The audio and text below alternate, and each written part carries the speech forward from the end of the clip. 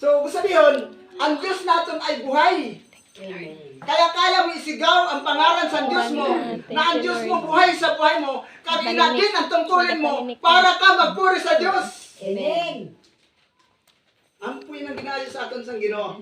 So, basahan po natin. 24. Kita po natin ang pagpamati ang resulta. So, kung mamati kita sa surmaton sa Diyos, may resulta po siya sa ating buhay. May ginatawag ka na improvement. Impact. Amen. Amen. So, kita po natin sa 24 kung ano ang sinabi ni Jesus Christ sa 24. 7:24. Sabi niya, kaya ang bawat nakikinig at nagsasagawa ng mga ito, ng mga salita kong ito, ay maitutulad sa isang taong nagtayo ng bahay na ang pundasyon ay bato. So number 1, ang pagpamati kailangan. Nano po pastor kailangan ang pagpamati kasi nga nagiging pundasyon naton, nagiging basyan ini sa naton pagsunod or pagtuod sa Dios.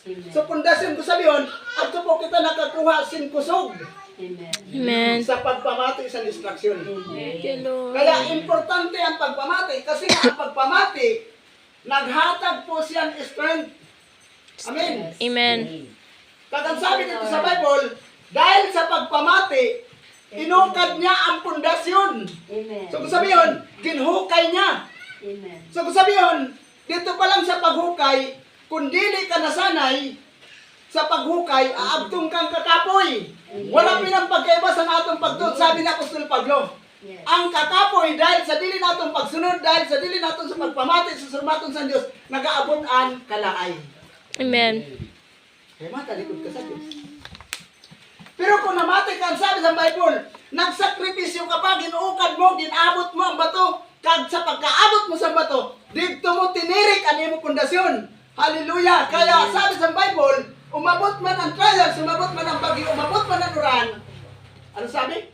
Wala siya na tumba. Yes, amen. Hallelujah! Kasi nga, maayos ang pagkasit up. So, nano po kaya importante ang pakikinig, Pastor? Ang pagpamati sa surmaton sa Diyos para masunod mo ang imo buong katungkulan, sabi sa atong teksto. Tungkulin mo na sumunod sa Diyos. Ano po ang purpose sa pagsunod? Hello? So, ang purpose sa pagsunod sa surmaton sa Diyos, sabi ni Peter, ang kadaisad sa aton sabi sa Bible, sa 1 Peter 2, kikita po natin ang pagsunod, kung anong resulta. So, dili ko pa paano natapos ang Matthew. So, napakaganda po mga kamanghod. So, dili po kita dili po kita magabulay-bulay. Ang sabi po sa 6 to 7 to 8, sa 1 Peter 2, verse 6, pakadto po sa 8, sabi po dili, sapagkat sinasabi ng kasulatan, masdan ninyo, itinayo ko sa Sion ang isang batong pundasyon. Hallelujah, hinirang at mahalaga. Ginpunda. Gusto sabihin, ang pagpamati sa surmaton sa Diyos, usad nawi, isad na paraan na matibay ang iyong pundasyon. Amen. So number 1 ang instruction, pagpamati. So 7, sabi po sa 7, kaya nga, mahalaga siya sa inyong mga may pananalig.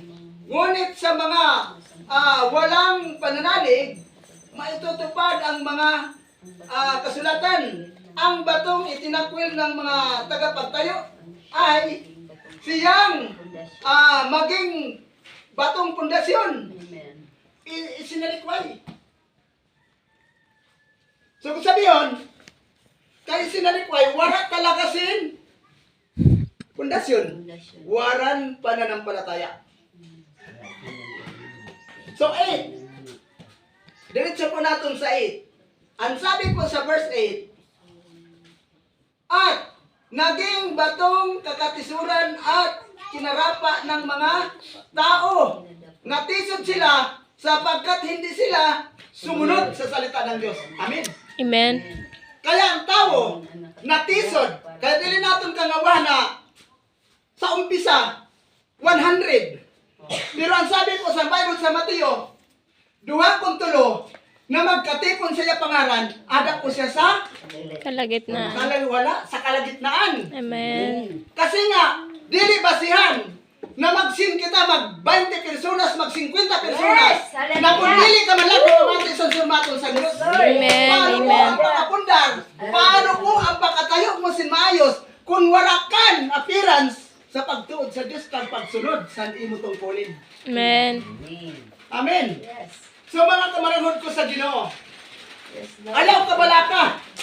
Sabi ko nga ni kami sa sabang nagasiring kami kung gabi. Thank you, Lord. Sabi ko siya kung for the mabot ang blessing of punto water. na ikaw na lang kakakuan magpuro sa Diyos, kaya mo pa kaya? Amen. Dahil anak ka sa Diyos, dahil tinawag ka, pinili ka sa Diyos, ang sabi ni King David, duha Tulo. or tulo. Ada siya. Ano siya sa iya, kaliwala. Amen. Sinabi din nila ni Jesus Christ. Sa King, makita po nato na si King David sa labanan, dahil sa pananakit sa Diyos, nagkagawa po siya ng motibo na kailangan sumunod sila sa mga kahimo sa iya sa Ginoo. So nakita po nato na nagtubal